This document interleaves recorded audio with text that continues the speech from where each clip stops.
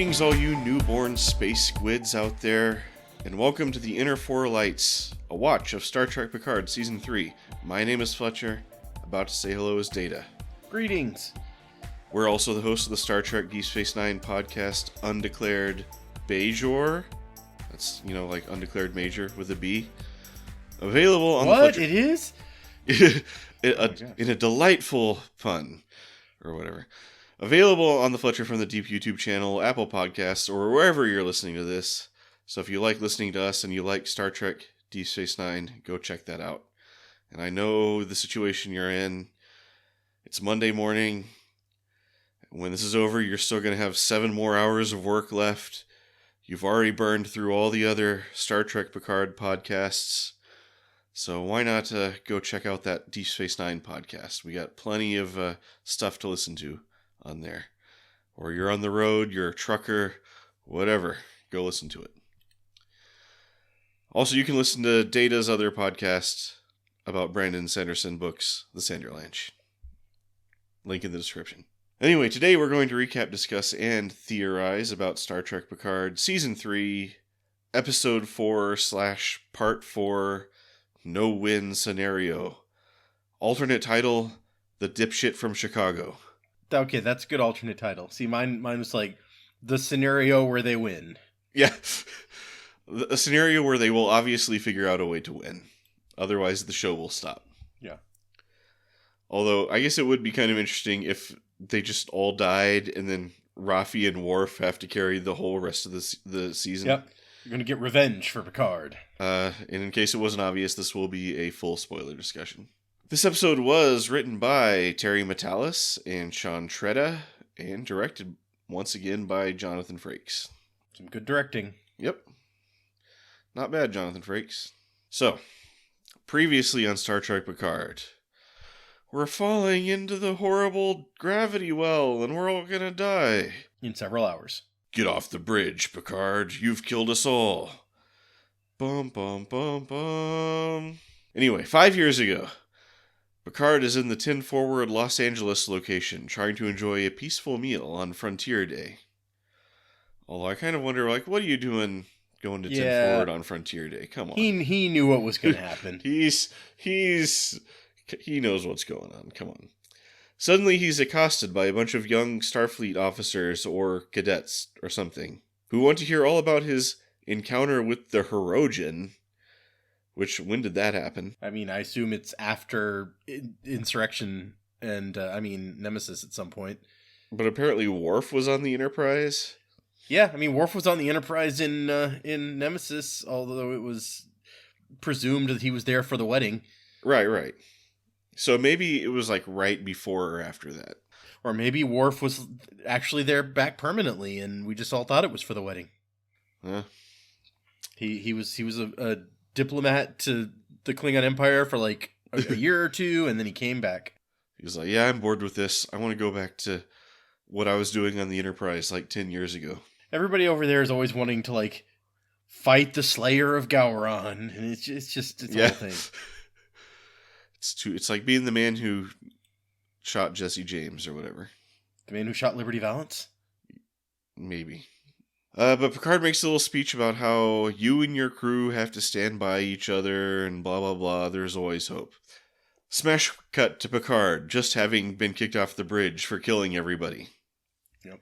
He stares out the window, awaiting his inevitable death. On the bridge, Riker looks for options, but the ship is losing too much power, and it's only a matter of time until they lose life support and then get crushed in the nebula's gravity well.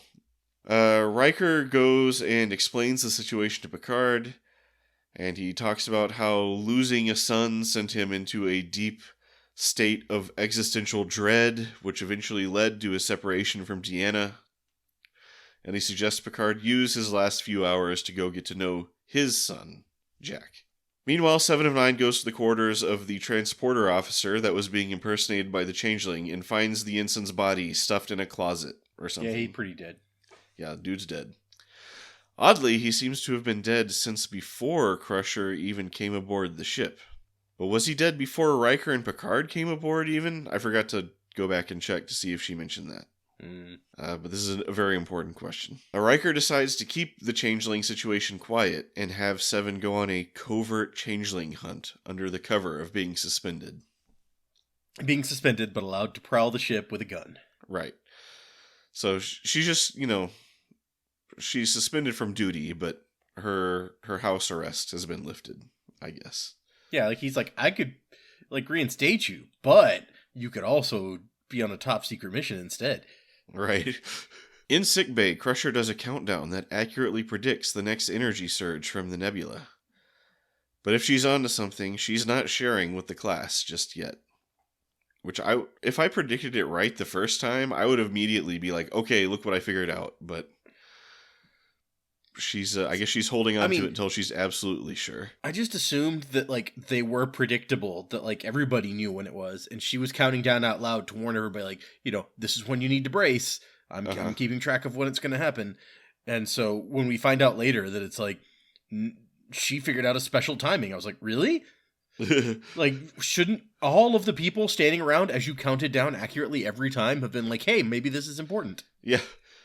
Yeah, you'd think, they could have come up with this whole plan way earlier, it seems like. But so Riker begins recording a message to Deanna in the event the Titan is recovered, but can't find the words.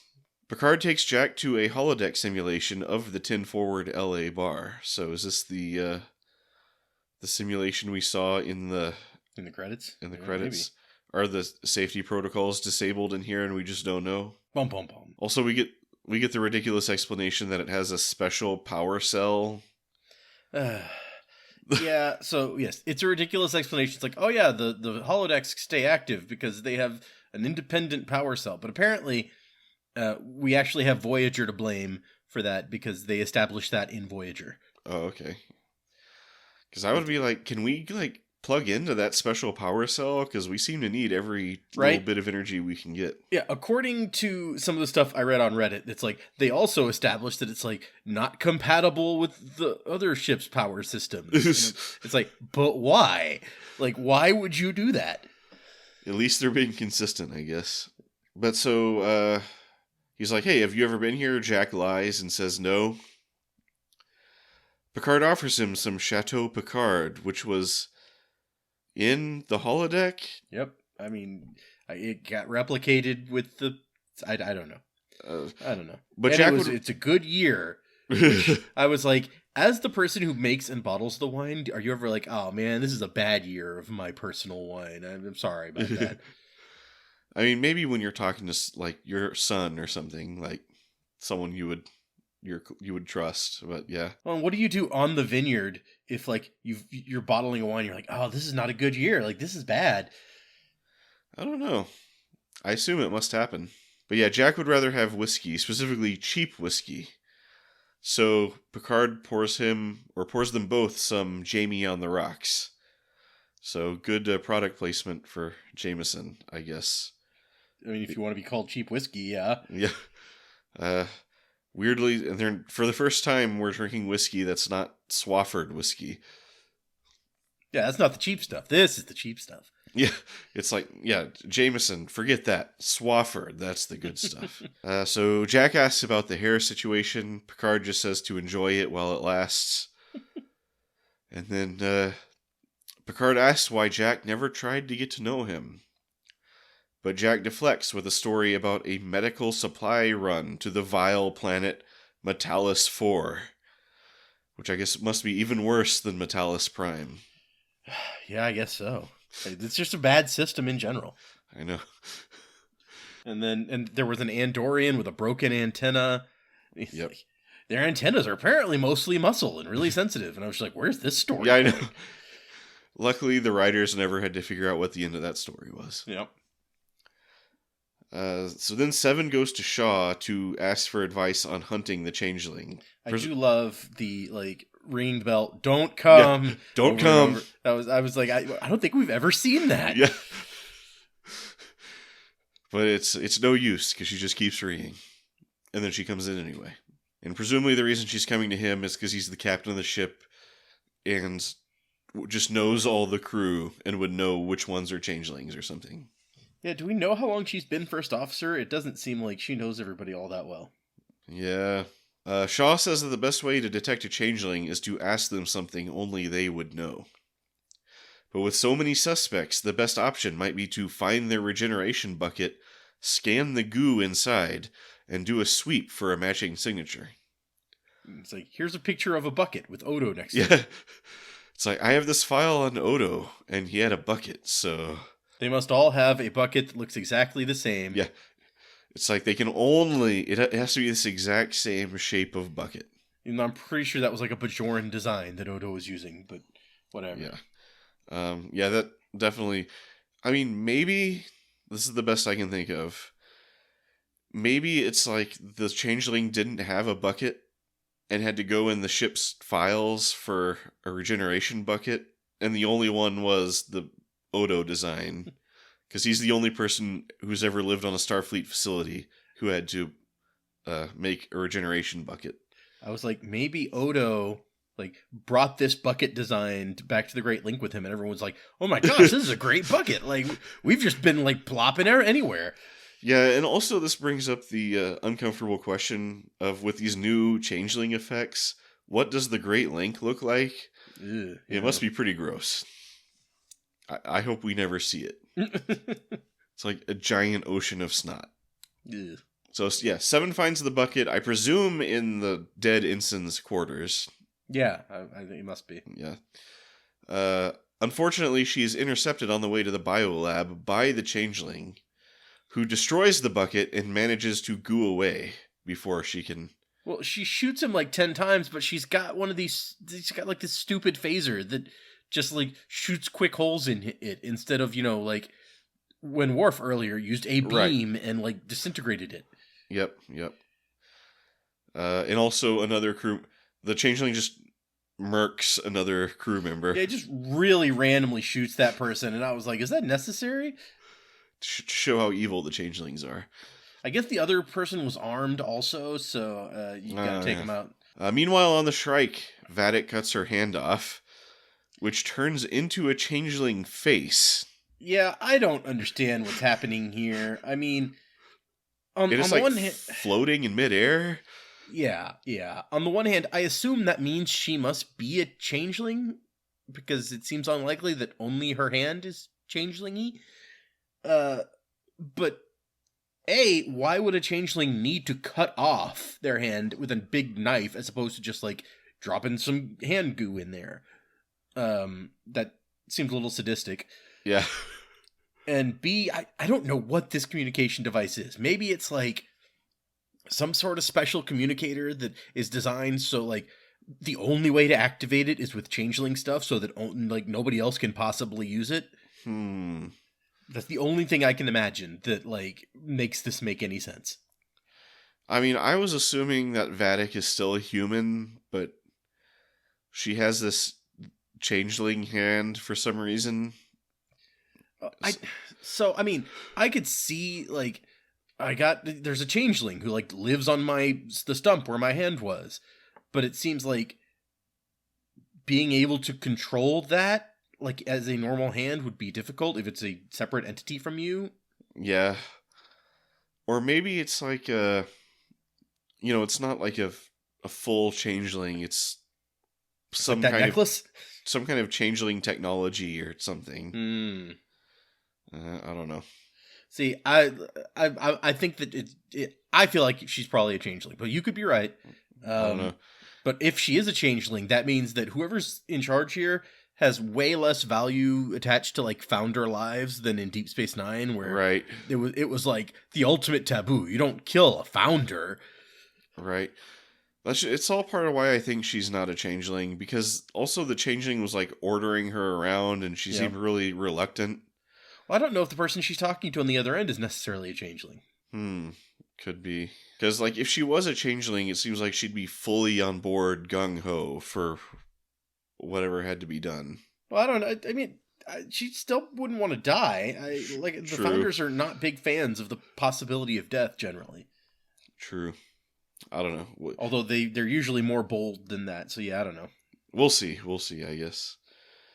But yeah, the floating Changeling face or whatever face orders her to follow the Titan into the gravity well and get Jack. And for some reason, this requires her to dump the portal weapon. Yeah, she said disconnect it. And I was like, oh, they're just going to turn it off. But no, they drop it into space. And oh well. Because if they have that portal weapon, then it would just create too many plot holes. Like, sorry, why don't we just portal out of the nebula? So I guess we're done with the portal weapon for now, basically. Yeah, it seems that way. I mean, there may be a second one that did the recruitment center attack. Yeah. But we don't know, really. Yeah. In the 10 forward holodeck, more Titan crew come in for refuge. Jack tells Picard that he doesn't need to make a connection, but Picard says that maybe he does. And then Picard tells Jack the story about him and the original Jack Crusher and how they managed to get out of a seemingly impossible situation stranded on a shuttlecraft. After stealing the shuttlecraft for a booty call situation. Yeah. It happened on their way back from the booty call, right? Right. Yeah. So they got their booty. Yep. Which is the important part. Then Captain Shaw comes in and tells the horrible tale of his experience at Wolf 359. And how he was seemingly randomly chosen to be one of 10 survivors from his ship.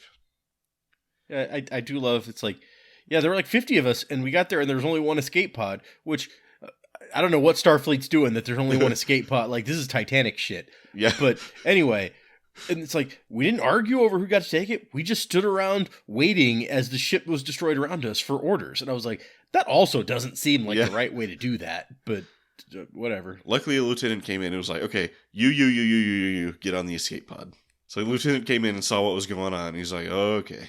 And he makes it pretty clear that he harbors deep resentment toward Picard for this whole situation. I do like his very dramatic, like, you know where your pops was, kid? On that Borg cube. It's like, the only Borg so deadly they gave him a fucking name. I was like, okay. I mean, it always was weird that he got a name, but... Yeah. He also says the real Borg are still out there somewhere. Yeah, so I assume that the Borg from, like, the end of last season are not, like, the whole Borg collective. They're, like, this offshoot or whatever. And it's interesting that he drops that fact. Yep. For, could my Locutus theory be true? We shall see. I have to note that we passed it. I forgot to mention it. So there's... when Vadic, like, cuts off her hand, she's using, like, the same knife that, like, Shinzon had in that movie. It's, like, a very, very big, weird-looking knife. But somebody on Reddit also brought that up, and a different person's like, well, if you read, like, this short story from Tales of the Dominion War, Shinzon describes taking that knife from a dead Jem'Hadar soldier. So... you can't assume that, like, the Romulans are involved. It may just be, a Dominion knife. True. Interesting. Also, we saw Shaw sharpening a knife. Yeah, it really seemed kind of weird and random that he's sitting in his dark quarters just sharpening a knife. That was a really unique looking knife, too. Yeah. So, I wonder if there's something up with that. Oh, that's hilarious. Somebody else points out that, like, actually that knife appeared in Buffy the Vampire Slayer, and Faith had it first. Wait, the Shinzon knife was in Buffy the Vampire Slayer? Apparently. Wow. So they just grabbed a knife. Okay. Yeah, there's even a picture of Faith holding the knife. That's all right. Eliza Dushku. There you go. Nice. Shaw goes on this whole anti-Locutus, anti-Borg rant, and Picard says he understands, and leaves the bar with Jack right behind. Then Beverly finds them and lays out her theory that these energy waves are some kind of labor contractions. And then Jack points out that if they know how to time the waves, they could harness them, which... Yeah, I mean, I was thinking before any of this, when they're like, we have no power, and they keep getting hit with these, like, jolts of power, I was like, there's got to be a way to, like set up a sail or something and just, like, sail out on this. You wouldn't even need to be able to time them exactly. You just set yourself up and be like, okay, we're ready when it hits. It's weird that no one has thought of these things. Yeah. But whatever. Well, good thing we have Jack. We have to make Jack important, I guess. Yep. So they go pitch this idea to Riker, during which point Jack uses the hilarious phrase, Bob's your uncle, Fannie's your aunt. Yep, Bob's your uncle, Fannie's your aunt. I mean, obviously, come on. Which I used to have this extremely British physics professor named Professor Dunning, who would use phrase "Bob's your uncle" constantly, but I never heard him say "Fannie's your aunt." So this scene, while I think it actually is a really good scene, like I like how these characters play off of each other, and you're using the relationship between Riker and Picard and Crusher. Sure. And I think it like folds Jack into like this discussion pretty well. The scene bothers me deeply because if I was any of the other like senior officers on the Titan, I would be furious that they were like the conference for, hey, we have a new idea, maybe we can save the ship. Riker's like, no, the ship will never be able to handle that. I'm like, dude, you haven't even been on this ship since the refit until now. Like, shouldn't you have the science officer or the chief engineer or even like the tactical person in here who actually knows this ship and is like, oh, that might work. Or no, that won't work because XYZ. Like, Crusher hasn't been in Starfleet in 20 years. Picard didn't even know that you no longer have to call down to the engine room when you're going to warp. And Riker has not been on this ship since it became basically an entirely new ship. Right. So these are not the best people to be having this debate. And I feel like everyone else should be deeply bothered by that. Yeah. It also reminded me of the scene in the Venture Brothers where they're in the spiky room, and then Dean has the idea to call Dr. Orpheus. And it's like, Dean has the only idea. Yes, it's like, so Riker is Dr. Venture, who's like, no, I want to die. And so like, I want to die and leave a note for my wife. Picard has, or Crusher really, has an idea that might work. You have no ideas. Like, it shouldn't be this difficult. Yeah. So Beverly makes a little motivational speech that, what would Deanna want you to do? And then Picard makes a little motivational speech like, we have to work together, yay, or whatever. And then Riker has the idea that if they take the covers off the warp nacelles, they might be able to channel the energy directly into the warp core and warp away. Which I don't feel like... I just... What? Okay, so what got destroyed that stopped them from using warp? It was like some sort of power conduit? Yeah. And so the energy for the ship comes from the warp engine, from the, like, matter-antimatter mixing. Yeah. With the dilithium crystals. So if you can get power from the warp nacelles to the warp core, which then allows that power to go back out to the warp nacelles to create warp, like, where was the problem in the first place? The warp core wasn't destroyed. Like, it can still generate power. Yeah. So I don't understand, like, how this helps. I mean, at one point they said something about, it's like, can we put power into the warp core? And they were like, it would create a cascading reaction, and then we don't have the power to, like, stop it or something like that. I don't know. They made, I think, minimal effort. Figuring out some way to use the energy to give the ship energy, okay, fine. Yeah. They made some kind of effort to explain what's going on, but it wasn't a whole lot. Whatever, I'll roll with it, I guess. Yeah, I mean, it was nice to see a classic, Star Trek scene of the crew gets together and, like, proposes some ideas, and there's technobabble thrown around, and then they're like, okay, let's solve the problem now. It's like putting air into a balloon. And then we get this shot next of, like, the ship in the middle of this asteroid field where the asteroids are really, like, crowded in all around it. Right. And I'm like, so you guys have been falling towards the gravity well in this the whole time? Like, you should be pieces. Well, I mean, presumably the asteroids are in the same gravity field, so... Oh, that's a good point, yeah. They'd be full. I don't know if they even put that much thought into the physics. Well, except, like, when we see the ship here, they're not moving, and neither are the asteroids. And I was like, oh, okay, but I thought we were... I don't know. Yeah, maybe it's all relative, or... Yeah. I don't know. And I like how Shaw seems perfectly capable of taking back command of his ship at this point, but he prefers to sit in his room and, like, listen to Riker give speeches or whatever. Right. And, sharpen his knife. That's where he works best, just, like, sitting in his little dark room, and then everybody comes to him for advice. He did have that great moment after he, like, tells off Picard for being Locutus, and which I thought Picard handled beautifully, where he's just like, no, just let him... He's probably encountered other Starfleet officers who... Right. I mean, we know he ran into Sisko, who had a similar issue with him. And so I'm sure that he's come up with a way to deal with it by now, where there's no point in getting upset, there's no point in fighting and trying to explain that basically Picard was like raped more or less and like Sure. forced to do things against his will. They probably know that already. That doesn't stop them from being mad. There's no point in getting into it. It's just like, Right. okay, get out what you need to get out, and I'm gonna walk away. And so, but I love how after he leaves and all the crew is just like giving Shaw a death stare, and he's like, yeah, I know, I'm an asshole. Yeah. He's like, a long time ago, like, being charming gave way to being an asshole or something like that. Yeah. It was a nice little line, I thought. And whatever it was. He has also, during the speech, like, the good line about how he's just like a dipshit from Chicago, and then Picard brings it back, which is amazing. Yeah, that was good. That's how you talk to a guy like that. Like, you're like, yeah, I know you're just a dipshit from Chicago, but come on, we need your help. Well, I mean, clearly that is the way to talk to him, because like he says, like, we need your help, even though you are indeed just a dipshit from Chicago. And Seven's like, what the? Because she wasn't there for that speech. She has no idea what happened. Oh yes. Shaw gives him like this long look, and then he goes, "Nice." Yeah. So yeah, I mean that's how you get along with him. Yep. So yeah, they go to Captain Shaw. They ask for his help rigging the nacelle shields because no one else ship knows is how. 20 years old, even though it's I don't know.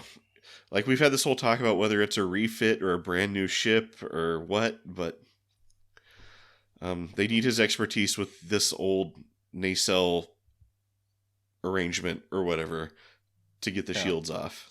And then he and Seven get to work pulling out wires and stuff.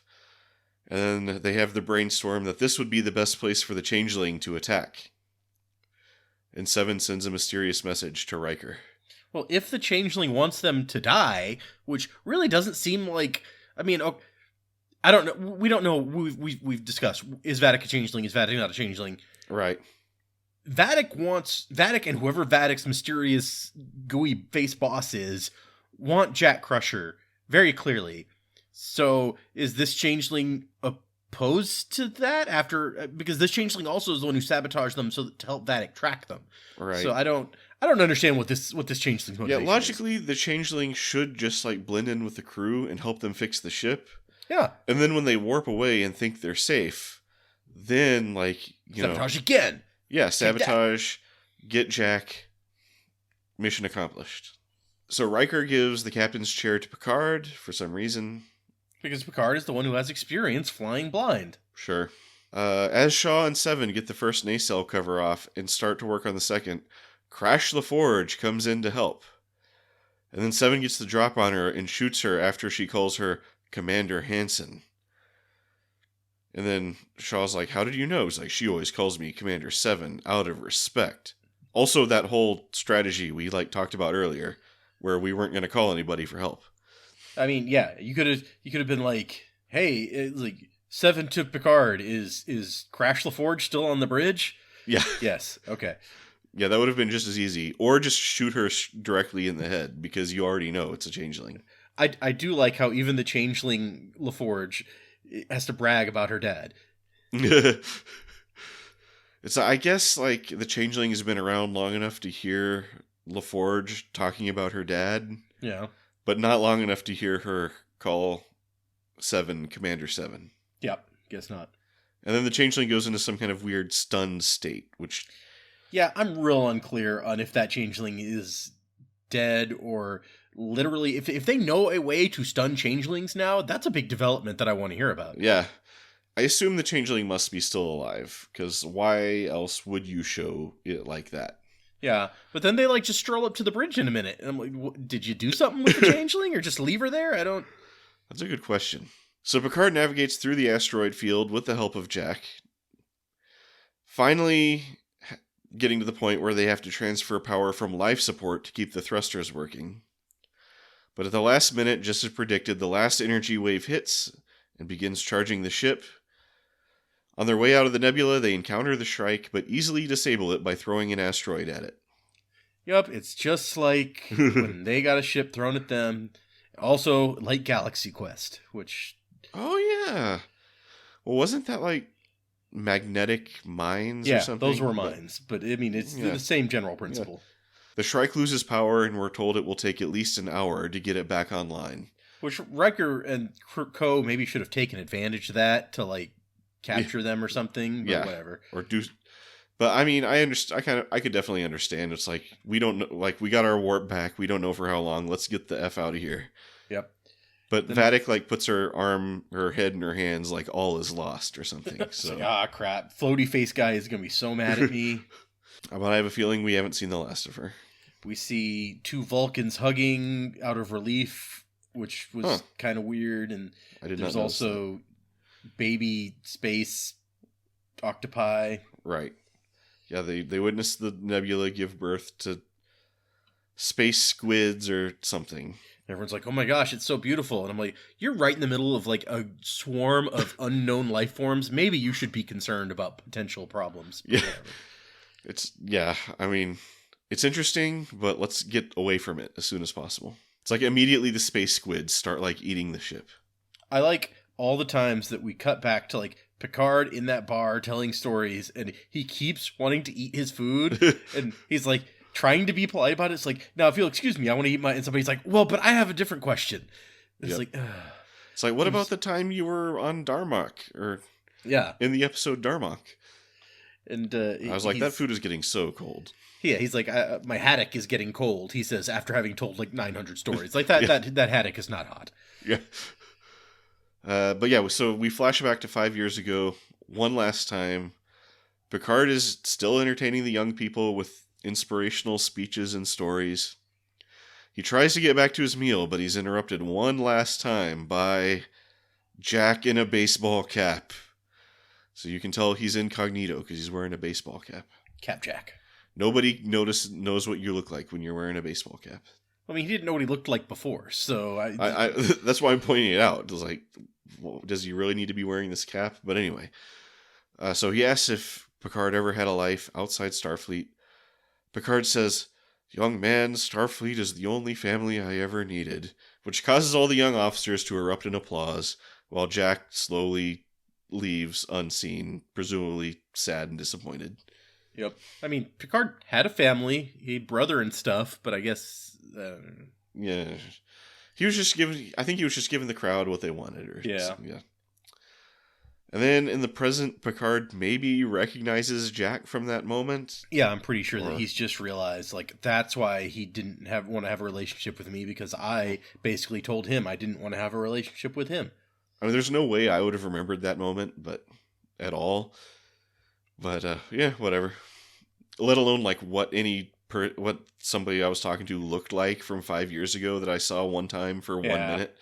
It does explain the bit earlier, though, which confused me, where he tells Jack the story about him and his dad.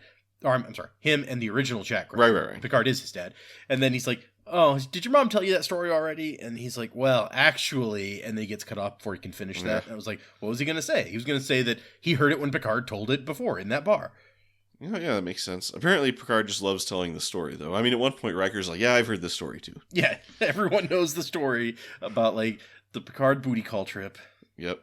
So Riker calls Deanna to tell her about his new sense of appreciation he's gotten from the whole witnessing space squids being born and stuff. Yep. And I guess he intends to fix things up with her after he's done with this adventure. And then Picard does an Admiral's log, the substance of which is basically like, well, that whole thing was fun, but seriously, what's going on here? And then Jack in the bathroom splashes water on his face, and then has another weird vision of red vines and a door opening and crazy stuff, and a voice saying, "Find me." Yeah, some weird shit. The end.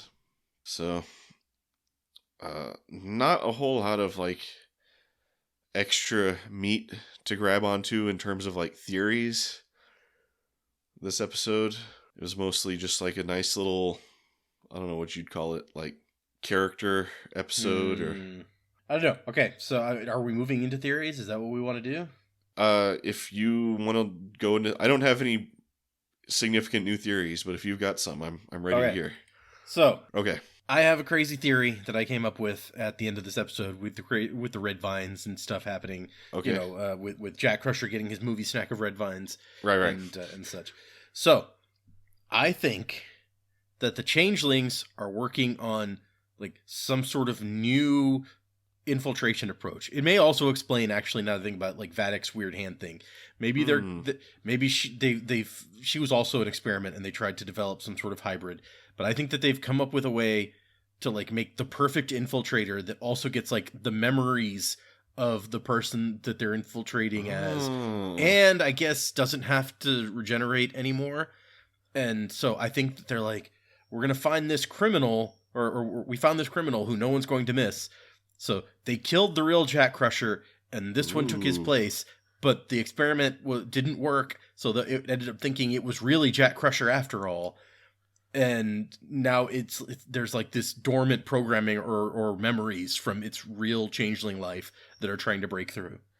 Okay, well, what if it's straight up a Chief O'Brien situation? From what was that episode? Lots of bad stuff has happened to Chief O'Brien, so you're going to have to get more specific. The one where it wasn't really Chief O'Brien, it was... Oh, yeah. Because those guys live in the Gamma Quadrant, too. And they can make... Those aliens can apparently make a flawless facsimile of anybody. So maybe the Changelings have gotten their hands on that technology. Or they want to get their hands on that technology. I mean, yeah, there's just... There's got to be an explanation for why they want Jack Crusher so badly, and I don't feel like it actually has to do with Picard like Beverly thinks, because I don't think that makes sense. Could be. Because Picard was there. You could get Picard. And Unless they need his DNA, there. he's a robot. Oh, that's that's true. That's a fair point. Yeah. But so I'm like, there must be something about Jack, and I think the Picard thing is a mislead. And so there's gotta be a reason they want Jack. And also I think it would be just like the really heartbreaking kind of thing that the show would do to after Picard has like come to accept his son. It's like, oh no, actually your son's dead. This isn't him. Yeah. And it would also kind of lean into some of the stuff that we've done in previous seasons where it's like the first season of like, is like this artificial intelligence, are they real? Do they deserve like to be seen as life? And then last season it was like this girl who was genetically engineered, and it's like, does she deserve the same kind of, consideration that everybody else has? So maybe it's like, well, this guy was a changeling, but now he believes that he is this real person. So does that make him who he is? Interesting. That is an interesting theory. My mind just keeps going back to that Chief O'Brien episode because it's really similar to that. Yeah. I hadn't thought about that until you said it, but it's true. It is very similar because, that O'Brien definitely thought he was O'Brien. So, it could be maybe at some point Jack went to the Gamma Quadrant, got duplicated, and then the founders really want that technology or something. But I think it's definitely clear that there's something going on with Jack beyond just being related to Picard. Yeah, he should really tell somebody about like these weird flashes he's having. Yeah, like maybe his mom or just like, is there another doctor here I can talk to, or it seems to be a woman's voice saying "find me," and I think it sounds kind of like his mom. What if his mom is the one who's replaced and he was like brainwashed to not remember that? Interesting. That might explain that earlier scene where it was like two weeks ago or whatever it was, and like you were like, well, wait, where's his mom? Like, wasn't she supposedly with him all the time? Interesting. Yes. So that's my wild theory for the week. Okay, I accept it. It is entered into the theory log. But and it turns out that like the whole big from the credits thing where the USS Constance was destroyed on like the date of Wolf 359, and the theory that like he was aboard that ship, Shaw rather, that all apparently turned out to be right. Yep. So. Good job, the credits, for telling us about that. So someone on Reddit is like, Terry Metalis is leaning really hard into his 12 Monkeys experience. Jack's vision at the end is straight out of 12 Monkeys, right down to the color scheme. Interesting. So maybe that's where the 12 Monkeys crossover is going to come in, Jack's visions. It's like Terry Metalis has a master plan to get his 12 Monkeys series back. So as far as theories go, the only thing I have noted is I think we still need to know when that changeling got on the Titan. Yep. Because this is a very important question. Because It was before even Picard and Riker got there. I mean, what the heck? Unless, like, 7 is somehow special. My theory is that, like, the Changeling was also that guy in the bar that we saw when Picard and Riker left, and he just followed them. Okay, that would make sense. So he followed them. He turned into, like, a chair on their shuttle or whatever. Yeah. And then he got on. Okay. But, I mean, they weren't on... She said it was days before Jack Crusher got on the Titan. But they weren't on it for days, because... Remember, they, like, got on... It was, like, 1 day top. Yeah. So... Although maybe he, like, overheard their plans to go to the Titan and beat them there or something. Could be. I don't know. We'll have to keep an eye on this. What else? Okay, so Captain Shaw watch. How you feeling about Captain Shaw this episode? I like the additional development of Captain Shaw with, like, the confirmation about, him and the Wolf 359, and that's why he hates Picard and Borg and stuff. Like, it was all stuff that we were already theorizing. Sure.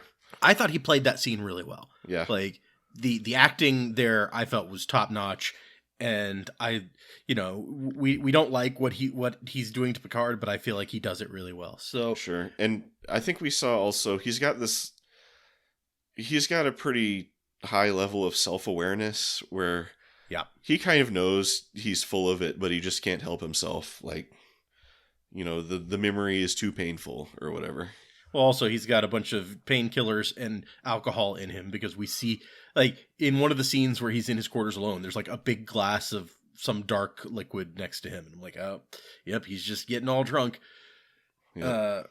I love his interactions. Like I said, I love the, like, don't come.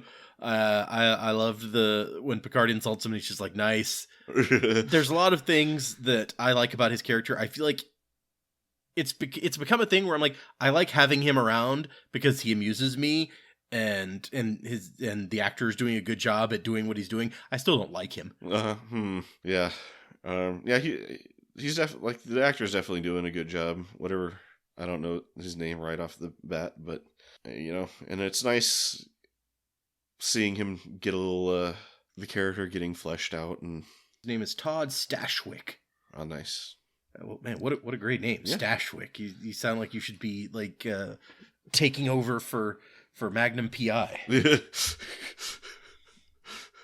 It's yep. It's kind of a villain name almost. Yeah, I can see that. Okay, what else have you been in, Mr. Stashwick? We may have already talked about this before, but I'm going to look at it now.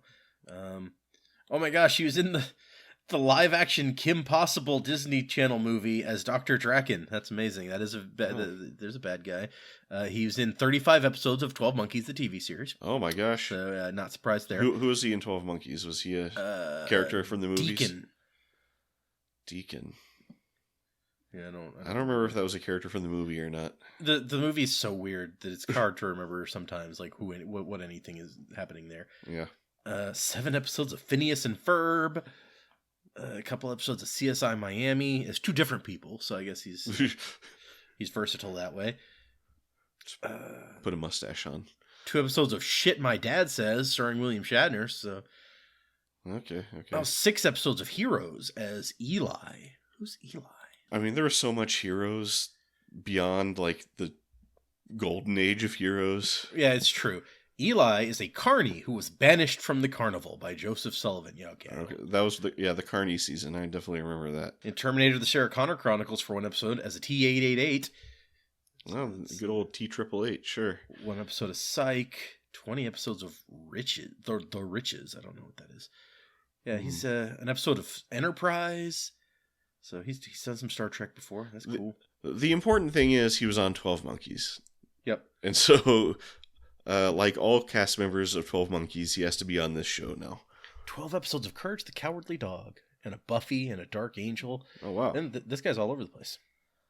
Okay, he's been working since he's been working for a long time. Yeah, he was on an episode of Spin City. So that's going back. It's been a while since I've seen that. Okay, so Todd Stashwick, working actor for a long time, is what I'm getting from this, and he's really doing well here. Yep, and he was on 12 Monkeys, and he's pretty good. And I think it was overall, a pretty good episode.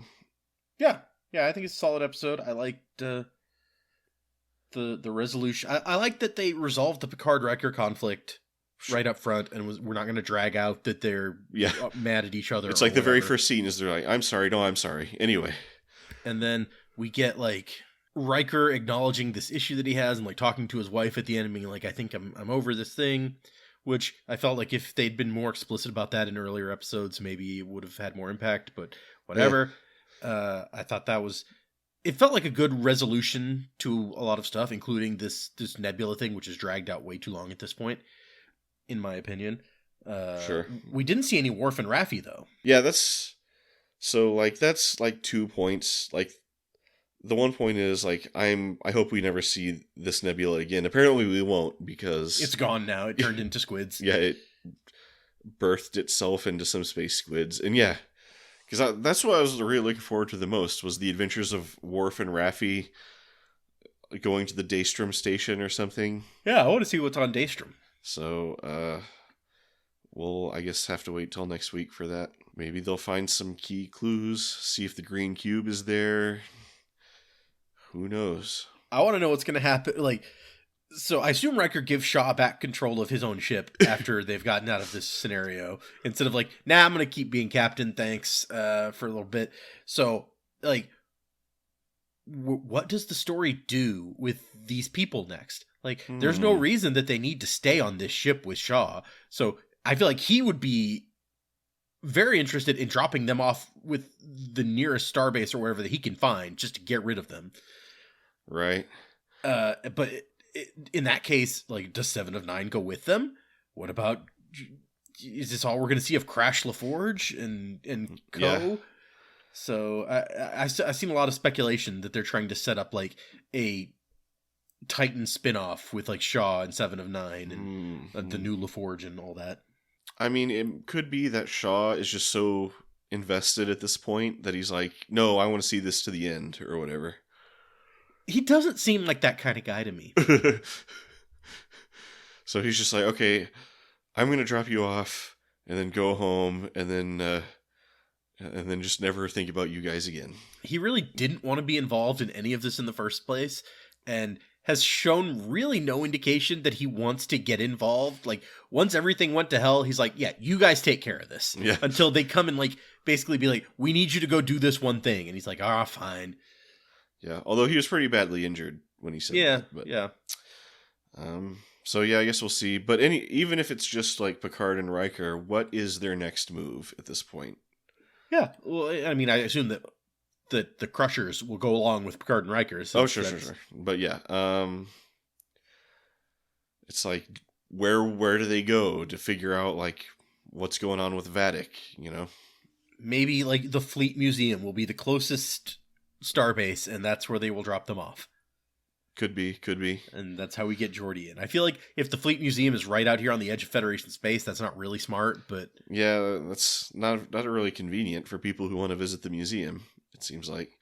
Of course, I think that the Titan is supposed to be heading to the Frontier Day celebration or whatever. Oh, right, yeah. They still have to do that space parade, and... Yeah. They have to give their speeches and everything. Picard and Riker are both supposed to give speeches, so maybe that's where we'll go next. Interesting. Let's see. We got any other stuff to talk about? No Swafford whiskey this episode. We talked about that. Yeah, holodeck power source. We talked about that. Jeez. The excuse is just so transparent. But on the one hand, like, that's right. Like such a dumb excuse. But on the other hand, at least like they had Jack ask the question. Right. That all the fans would be asking at that same moment, and they bothered to come up with a dumb excuse for it. So yeah, I don't know what makes me more mad, the fact that they addressed it or if they hadn't addressed it.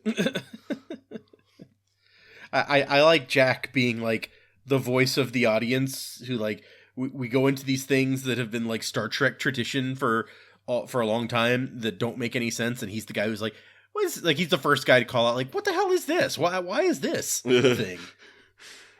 Yeah.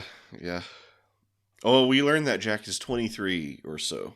Yeah. Like, Picard's like, you must be like 23, 24, and Jack's just like, who knows how old I am. Yeah, I don't pay attention to that.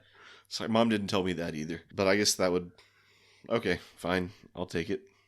That changeling would have needed a new bucket after destroying its bucket. Yes. Check the replicator logs to see if anybody made a new bucket.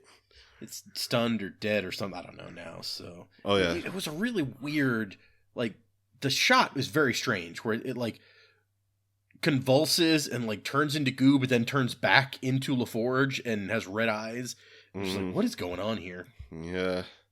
We need to see them interrogate that changeling for sure. A lot of people being like, "This is the best episode of like Picard, bar none." So I don't know how you feel about that. I'm willing to give that to them. Like that's, I think not necessarily a high bar. Yeah, that's a fair point. That's a pretty good episode. Probably the best episode this season, at least in terms of like character stuff. So okay, that's where we want to end. Actually, is how are we feeling about the season as a whole? We are now 4 episodes in. That's 40% of the way through the season. Like, are you confident at this point, being like, this is going to be a good season? I mean, I think between last episode and this episode, at least the writers have shown us they can tell some good stories, set up some interesting mysteries, kind of give us some new characters and make us care about them in various ways. Yeah. So I think the potential is there.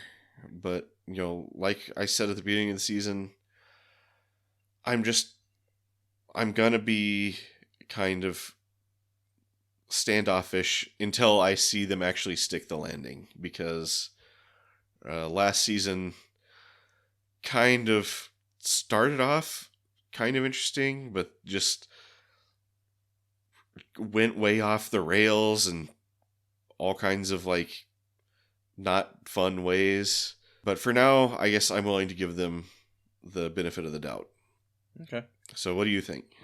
I think that the writers, like you said, they've shown that they can do some good stuff. I felt like the ending where like Picard realizes like this thing about Jack, and at the same time I think Jack is realizing that like he's like seeing what Picard was talking about back then with like how these Starfleet people can be a family how much they can mean to you. So they're both having like these realizations about the other at the same time. I felt like that was like it was a really well written arc of the episode to get us to that point and for that payoff. So I think that's showing that the writers have really have the ability to set something up and pay it off really well. Sure.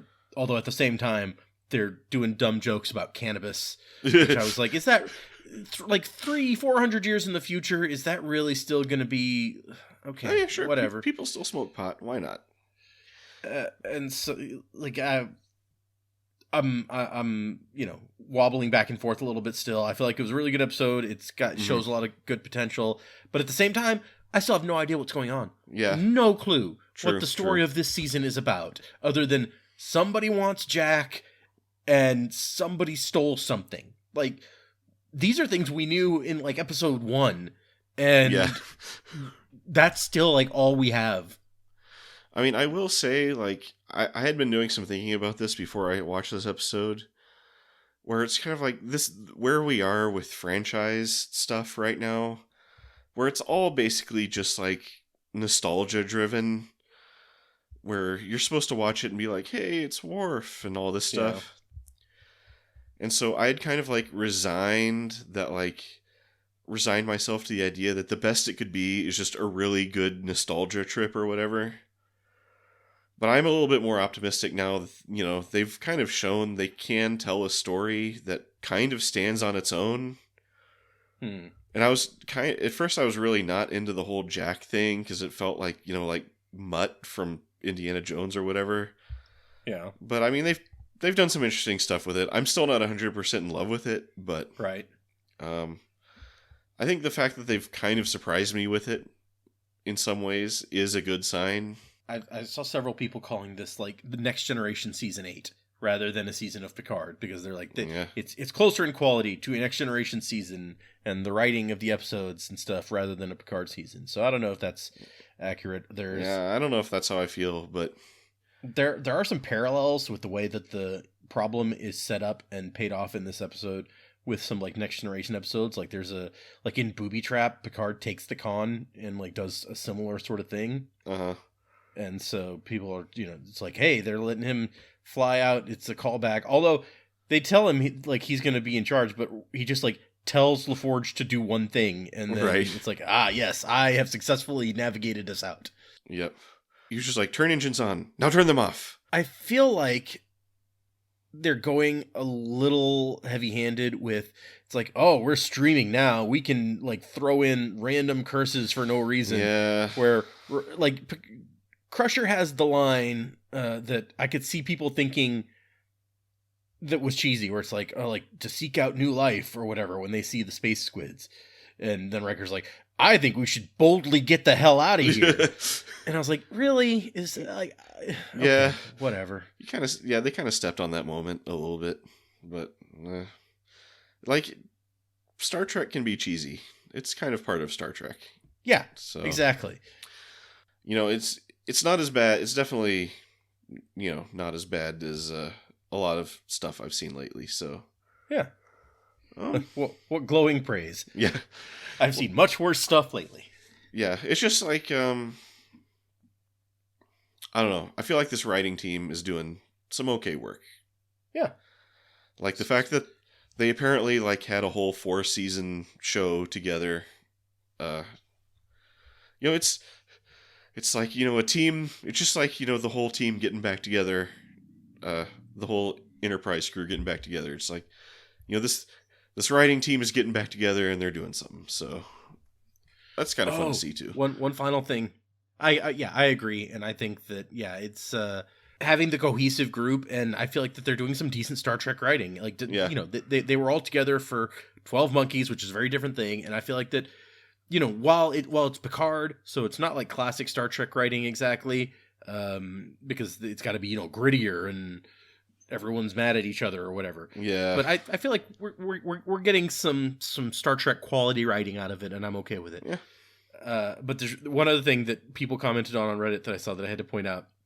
Like, so Worf and Picard apparently like pulled a Predator against the Hirogen Alpha and like captured the expert hunter with like the most basic like hunting trick in the book of like digging a pit trap and then disguising it so he falls in.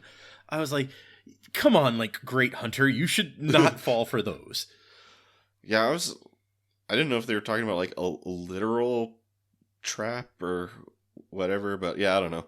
I'm just so confused why Worf is there. Like, Worf needs to be on Kronos.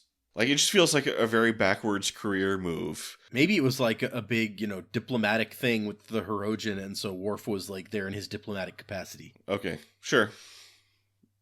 Or, like we said, maybe it was just like on the way back from like one of the previous movies. And it was like, oh, who are these guys? Hirogen. Yeah, it's interesting that we've got like Delta Quadrant species making their way. Although back in Voyager, the Hirogen's like communication network did reach like almost all the way to the Alpha Quadrant and down into the Beta Quadrant and stuff where the Romulans live. So maybe it's not that out there that we could run into them. We may never know. Maybe the Hirogen are going to pop up here. They're working with the Founders. Yeah, they're setting up a whole thing. Yeah, maybe they're part of the whole Legion of Doom. Like that's those people in the eyes wide shut masks. Those are Hirogen. Yep. Anyway, I guess we can wrap it up there. Yeah. Okay. So if you've made it this far, thank you for listening. Don't forget, you can also check out our Deep Space Nine podcast, Undeclared Bajor. I know you see that long work day bearing down on you. You need some listening. Just go into your podcast app, type Undeclared Bajor. Listen. Also check out the description where I occasionally put links to interesting things. I'm Fletcher, about to say goodbye as Data. See ya. And remember, until next time, remember, do not seek anger, do not seek blame. Seems like there should be a third thing there, but like, It's like, do seek. Yeah. Do seek the best deals on Star Trek podcast this side of Kronos at Fletcher from the Deep on YouTube. Yes, perfect. Goodbye.